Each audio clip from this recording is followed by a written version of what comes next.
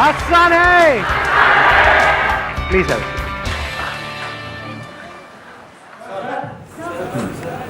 पीछे उनको देना mic. Good morning sir. Good morning. Sir मेरा क्वेश्चन ये है कि fear of losing in whatever role we are playing in life is present. So how can we rule out that fear and channelize our positive energy back? Fear of losing in different spheres of life. You're talking work related? Yeah, The work that you're doing? or any other Relationship role. also? Both. Achha. How we can rule out that fear? You can never rule out that fear, क्योंकि वो fear किस पे based है? Reality पे based है या कोई imagination है? दो तरह के fears होते हैं ना, एक है imaginary fears कि ये हो गया तो क्या होगा, मान लो यहां पर भूत है, इससे हम डर रहे हैं, but that is an imaginary fear, that is not based upon reality. Reality क्या है कि there is a person whom you are in love with, जिसकी आपको आदत पड़ चुकी है. तो जैसे ही हम अलग होने के बारे में उस पर्सन से सोचते हैं तो डर लगता है. इनफैक्ट ये सिर्फ उस पर्सन के लिए नहीं है, किसी भी आदत के बारे में है. हमारे को आदत पड़ जाती है एक पर्टिकुलर सिचुएशन की, कुछ लोगों की, कुछ लोग होते हैं हमारी लाइफ में, कुछ सिचुएशंस होती हैं, तो उसके हाथ से जाने का डर लगता है. तो डर किस पे बेस्ड है? रियलिटी पे बेस्ड है, क्योंकि ये सच है ना, वो पर्सन जा सकता है या जा सकती है. सो दिस फियर, अगर फंडामेंटली आप देखोगे, this fear is not the fear of losing out that particular person और that situation. This fear is the fear of change. हमको बदलाव से डर लग रहा है, क्योंकि ऐसा नहीं है कि वो जो पर्सन है वो दुनिया का आखिरी है, कि जिसके भी साथ आप रिलेशनशिप में, वो दुनिया की आखिरी लड़की थोड़ी है. आखिरी है क्या? नहीं है, और भी है, उससे बेटर भी है. बेटर भी क्या होता है? आपके स्टैंड पॉइंट से है कि वो बेटर है या नहीं है. वही लड़की किसी को अच्छी लग रही होगी, किसी को बुरी लग रही होगी. This is just a standpoint. Main point क्या है? We are afraid of change. तो जब तक we are afraid of change in life, and death is a part of this change. एक तो चेंज है अलग होना, एक है किसी की डेथ भी हो सकती है, कभी भी हो सकती है. तो we are always afraid of change, कि जो नई सिचुएशन होगी, बिकॉज दैट इज अननोन. हमें नहीं पता वहां पर क्या हो रहा होगा. हमें नहीं पता, जैसे बोलते भी हैं लोग कि मेरे को इतनी अच्छी लड़की दोबारा नहीं मिलेगी. अच्छा, इतनी अच्छी है? इतनी अच्छी कहां होती है? कैसी होती है? मैं भी देखना चाहूंगा. हमारा जो फियर है ना, अगर फंडामेंटली आप देखोगे, this is the fear of the unknown. This is the fear of change, कि ये जो मेरी कंफर्टेबल सिचुएशन है, अगर ये बदल गई तो क्या होगा. If you can embrace the unknown, and 99.99% of the life is in the sphere of the unknown. आपकी जो नॉलेज है, that is very very limited. वो तो 0.00001% है, जिसके अंदर आप गोल गोल घूम रहे हो और उसको पकड़ करके बैठे हो. आप कह रहे हो बस यही लाइफ है. अगर ये मेरे हाथ से चली गई, जो भी इस लाइफ में है, लोग हैं, सिचुएशंस है, जो भी कुछ है, ये चला गया तो मेरी लाइफ ही बेकार है. जबकि ऐसा नहीं है. इसके बाहर हो सकता है बहुत कुछ हो, बट हम उससे डरते हैं. तो if you can see this reality कि life is in the unknown, growth is in the unknown, growth can't be in the known. If you can embrace the unknown, unknown जिसको चेंज बोलते हैं, which is the very nature of life, which is the very nature of everything, because nothing is static in life. If you can see it as a fact कि सब कुछ बदलेगा. ये बात अभी समझ नहीं आएगी आप लोगों को इस एज में. ये मैच्योरिटी कुछ पर्टिकुलर टाइम बाद आती है, एक पर्टिकुलर एज के बाद में आती है, जब हम अपनी ही लाइफ को बारीकी से ऑब्जर्व करते हैं कि एक टाइम पे जो ऐसा लग रहा था बिल्कुल लाइफ और डेथ सिचुएशन थी, ऐसा लग रहा होता है कि इसके बिना तो मेरी लाइफ ही नहीं चल सकती. सब कुछ खत्म हो जाएगा. कुछ भी खत्म नहीं होता है. लाइफ चलती रहती है और बेटर होती रहती है, अगर अंदर से आप सीख रहे हो, अंदर से आप ग्रो कर रहे हो. अगर वहीं पे स्टक हो गए हो, जो पास्ट में कुछ था, बस उसी में आप स्टक हो गए हो, तो you are not changing with life. Life बदल गई है, लेकिन आप नहीं बदल रहे हो. If you constantly change with life, there is no fear. उस चेंज में क्या आ गया? सब कुछ आ गया. कुछ भी बदल सकता है, कुछ भी हो सकता है. If you are actually okay for everything, मतलब कि बहुत स्ट्रगल करके एक लेवल पे आप पहुंचे हो, वो सब कुछ अगले दिन खत्म हो सकता है. If you are okay with this, not theoretically but actually, ये पर्सन है, जाता है चला जाए, जाती है चली जाए. If you are actually okay with it, तो कोई प्रॉब्लम नहीं है. Then there is no fear. Then you are living a fearless life. इसी को फियरलेस लाइफ बोलते हैं. सर कभी जो हमारे सर साल 2 साल पहले सर जो ड्रीम्स थे कि हमें ये अचीव करना है, ये अचीव करना है, तो सर एकदम कभी ऐसा टाइम आता है सर एकदम पाथ डिफरेंट हो जाता है, लेकिन सर फिर वो उन ड्रीम्स पे सर क्वेश्चन मार्क लग जाता है कि हम वो अचीव कर पाएंगे नहीं कर पाएंगे, तो सर इसको कैसे ओवरकम करें? पाथ डिफरेंट हो जाता है। Yes sir. तो उसमें बुराई क्या है? अभी वही तो मैं बात कर रहा था, चेंज बदल जाता है। हमको ही जो इंटरेस्टिंग लग रहा होता है, फॉर एग्जांपल बचपन में हो सकता है आपने होली के टाइम पे बहुत गुब्बारे मारे होंगे, मारे थे नहीं मारे थे? Yes sir. मारे थे। अभी मारते हो? नहीं सर। नहीं मारते, क्यों?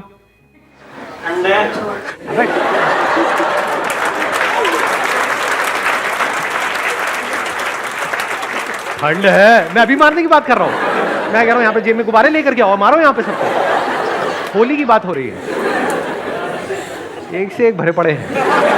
कौन था ये ठंड वाला आदमी? अरे ठंड है।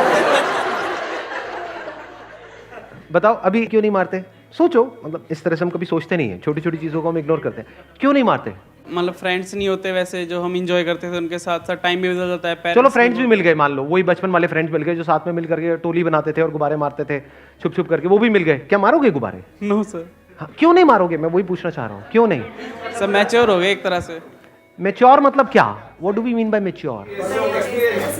इंटरेस्ट चेंज हो गए लाइफ में। Yes sir. पहले उसमें इंटरेस्ट था, अब उसमें नहीं है, अब किसी और चीजों में इंटरेस्ट है कि नहीं? Yes sir.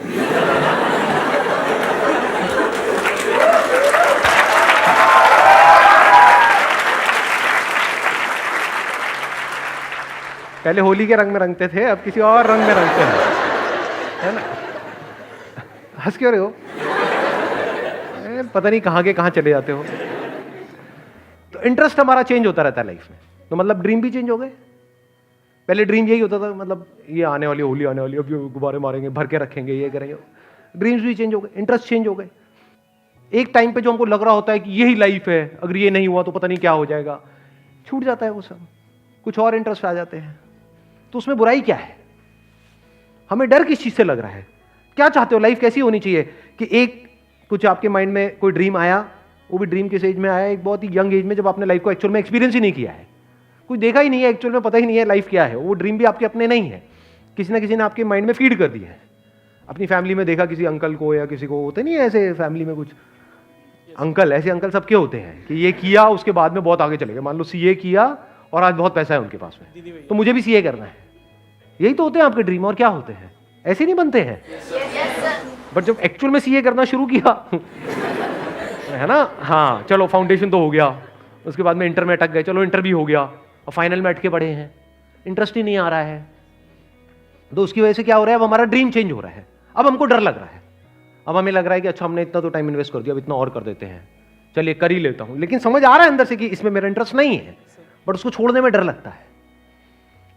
तो इतना डरना नहीं चाहिए लाइफ में। All I can say is this. फिर हम ये भी तो कहते हैं क्विट नहीं करना चाहिए। एक माइक देना इनको। जैसे अभी आपने कहा कि उसको मतलब छोड़ने में डर लग रहा है, हम कर नहीं पा रहे, तो एक पॉइंट तो हम ये भी कहते हैं कि हमें क्विट नहीं करना चाहिए। तो फिर सर मतलब कुछ जगह पे छोड़ना बेटर होता है, कुछ जगह पे छोड़ना नहीं बेटर होता है।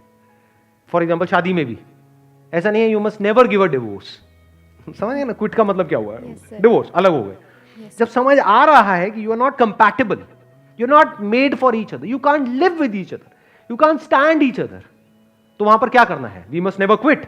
चाहे कुछ भी हो रहा है साथ में चलते चले जाओ। देखो समझना, एक है, ध्यान से समझना इसको। मैं पहले शादी के एग्जाम्पल से फिर करियर में लिंक कर दूंगा, वहां पे आप बड़े अच्छे से समझ पाओगे। देखो एक है शादी में छोटी मोटी प्रॉब्लम्स आ रही है शुरू में, जो आती ही है। ऐसे ही किसी भी करियर को हम चूज करते हैं तो शुरू में हमको प्रॉब्लम्स आती हैं। अब पता कैसे लगेगा वो छोटी प्रॉब्लम्स है और पता कैसे लगेगा वो बड़ी प्रॉब्लम्स है? लगाओ थोड़ा सा दिमाग। शादी में तो बड़ा क्लियर है उसको डिफाइन करना। मान लो ट्रस्ट से रिलेटेड इश्यूज हैं, रिस्पेक्ट से रिलेटेड इश्यूज हैं, ये सब क्या है? छोटे इश्यूज हैं, बड़े इश्यूज हैं? बड़े इश्यूज हैं। ऐसे करियर में क्या है बड़े इश्यूज और क्या है छोटे इश्यूज? अगर करियर में कोई बहुत बड़ा इशू आ जाए तो क्या उस करियर पे स्टिक रहना चाहिए, छोड़ देना चाहिए? छोड़ देना चाहिए। अगर छोटे मोटे इश्यूज आए तो उसको फेस करना चाहिए। अब छोटे इश्यूज क्या हैं और बड़े इश्यूज क्या हैं? फॉर एग्जाम्पल आपने कोई करियर चूज किया है और पढ़ाई में मन नहीं लग रहा है, ये क्या है? ये बहुत बड़ा इशू है, छोटा इशू है? बहुत छोटा इशू है, क्योंकि पढ़ाई में तो आप कुछ भी कर लो मन लगेगा ही नहीं। ये करियर ना लेके कोई और करियर लोगे, वहां पे भी पढ़ना तो पड़ेगा ना, एजुकेशन तो चाहिए, वहां मन लग जाएगा क्या? इसमें नहीं लग रहा, उसमें भी नहीं लगेगा। अच्छा, बड़ा इशू क्या है? करियर में आगे स्कोप करियर में स्कोप ही नहीं है। क्या आपको समझ आ रहा है कि यहां से इसको करने के बाद में, इस कोर्स को करने के बाद में मैं आगे जब मार्केट में जाऊंगा तो वहां पे सप्लाई बहुत ज्यादा है, डिमांड बहुत कम है, और आगे फ्यूचर इतना अच्छा नहीं है। था 20 साल पहले अच्छा, बट आज अच्छा नहीं है। अब ये क्या है? ये मेजर इशू है, माइनर इशू है, मेजर इशू, या बहुत मेजर इशू है? बहुत मेजर इशू है। क्योंकि आपकी पूरी लाइफ खराब हो सकती है। समझ आ गया ना मैंने क्या कहा है? sir. फॉर एग्जाम्पल, मैं एग्जाम्पल ही दे रहा हूं, मतलब do not take it literally. अब मान लो कोई आप टाइप राइटिंग का कोर्स कर रहे हो और आपको समझ आ रहा है कि धीरे धीरे टाइप राइटर्स ऑब्सोलीट होते चले जा रहे हैं, अब कंप्यूटर्स उनकी जगह ले रहे हैं, तो ये करने का इतना फायदा नहीं है, तो वहां पे क्विट करना बेटर है या नहीं है? क्विट करना बेटर है, क्योंकि आपको समझ आ रहा है 4 साल बाद जब तक मैं यहां से निकलूंगा तब तक तो इसकी डिमांड ही खत्म हो जाएगी मार्केट में। इंडस्ट्रीज चेंज होती रहती है ना। Yes sir. तो ये मेजर इशू है। मतलब मेजर इशू क्या मिला हमको? स्कोप, कि इसका कोई स्कोप ही नहीं है। स्कोप को दूसरे तरीके से क्या बोल सकते हैं एक वर्ड में? फ्यूचर, कि जो मैं कर रहा हूं इसका कोई फ्यूचर नहीं है। तो ये कोई छोटा मोटा इशू नहीं है, बहुत मेजर इशू है। तो इसको 4 साल बाद नहीं छोड़ना है, अभी छोड़ना है। यस। जो मैं बिजनेस कर रहा हूं उसका फ्यूचर नहीं है। अगर ये समझ आ जाए आदमी को तो वो क्या करेगा? वेट नहीं करेगा कि जब वो पूरी तरह से खत्म हो जाए। उसको नजर आ जाना चाहिए कि ये चीज आने वाले 5-10 साल में पूरी तरह से खत्म हो जाएगी, तो उसको अभी ही छोड़ना चाहिए, 5 साल बाद नहीं, क्योंकि 5 साल बाद ना वो यहां का रहेगा ना वहां का रहेगा। जैसे रिलेशनशिप है, इसका कोई फ्यूचर नहीं है। ये क्या है? ये छोटा इशू है, मेजर इशू है? मेजर इशू है, तो आगे बढ़ना ही नहीं चाहिए, नहीं तो वो कॉम्प्लिकेटेड होती चली जाएगी रिलेशनशिप। ऐसी हमारी लाइफ कॉम्प्लिकेटेड हो जाती है। ठीक है, क्लियर हुआ ना? क्या बड़ा इशू है, क्या छोटा इशू है? तो अगर कोई बहुत बड़ा इशू हो तो छोड़ना बेटर है, छोटे मोटे इश्यूज हो तो फेस करना बेटर है। मेरा क्वेश्चन ये था कि सक्सेस के लिए जितना हमारा रोल होता है उतना एक्सटर्नल फैक्टर्स भी होता है। जैसे सर हम जब हैंड्स अप करते हैं क्वेश्चन के लिए तो आप पे डिपेंड करता है आप किसको बोलते हो कि तुम मतलब क्वेश्चन पूछो। बिल्कुल सही बात है। तो सर इंटरव्यू में जाते हो तो वो इंटरव्यूअर्स पे डिपेंड करता है Yes, कि जो sir. जॉब इंटरव्यू ले रहे हैं कि उनको आप पसंद आ रहे हो या नहीं आ रहे हो, based upon lot of factors. Yes sir, तो इन सब चीज़ों को कंट्रोल हम कर सकते हैं, क्योंकि सक्सेस में तो फिर मैं क्वेश्चन पूछूंगा नहीं पूछूंगा ये तो आप डिसाइड कर रहे हो ना। राइट। मेरा काम है हाथ हैंड्स अप करना।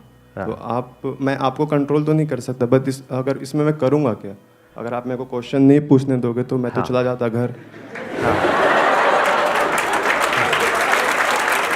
देखना, अब ध्यान से समझना, बड़ा इंटरेस्टिंग इन्होंने क्वेश्चन पूछा है। देखना, आप कह रहे हो कि अगर आपको जो क्वेश्चन पूछना है वो मेरे पे डिपेंड करता है। Yes, sir. बिल्कुल सही बात है, क्योंकि अगर मैं आपको मना कर दूंगा, मैं कहूँगा नहीं पूछना है, आपको माइक मिलेगा ही नहीं तो आप पूछोगे कैसे?